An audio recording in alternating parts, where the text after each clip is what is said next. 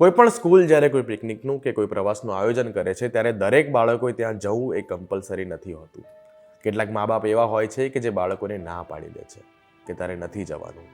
એવું જ કંઈક થયું હતું આ વડોદરામાં બનેલી હરણી તળાવની ઘટનામાં. શું છે આ વિષય, આવું જાણીએ.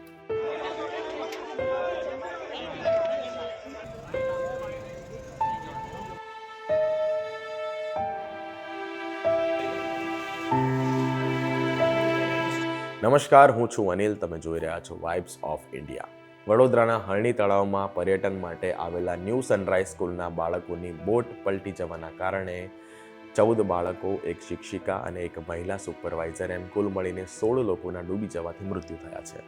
ત્યારે વડોદરાના યાકુતપુરામાં રહેતા પરવેઝ શેખ, જેઓ ન્યૂ સનરાઈઝ સ્કૂલમાં ભણતા બાળકોના વાલી છે, તે પણ જાનવી હોસ્પિટલમાં લોકોની સહાયતા માટે દોડી આવ્યા હતા. ત્યાં તેઓ મૃતક બાળકોના વાલીઓને મદદ કરી રહ્યા હતા. તેમણે પત્રકારો સાથે વાત કરતા કહ્યું કે મારા પણ 3 બાળકો અરહાન, જીદાન અને અનમ પણ આ સ્કૂલમાં જ અભ્યાસ કરે છે. ત્યારે મેડમે પણ કહ્યું હતું કે તમે એમને પિકનિકમાં મોકલો, પરંતુ મેં સ્પષ્ટ ના પાડી દીધી હતી. એટલે મારા 3 બાળકો આજે જીવિત છે.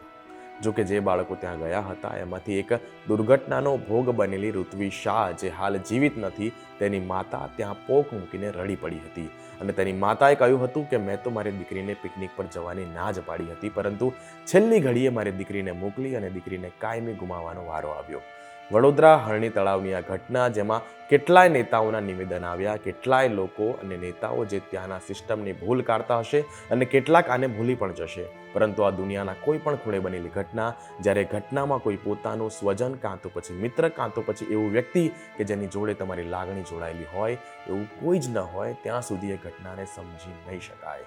એ ઘટનામાં ભોગ બનેલા સજીવની વેદનાને નહીં સમજી શકાય. આ ઘટનામાં ભોગ બનેલા દરેક વ્યક્તિને ન્યાય મળવો જ જોઈએ. આ વિષય પર તમારો જે પણ મત હોય અમને કમેન્ટમાં જરૂરથી જણાવો. અને વધુ માહિતી માટે જોતા રહો વાઇબ્સ ઓફ ઇન્ડિયાને.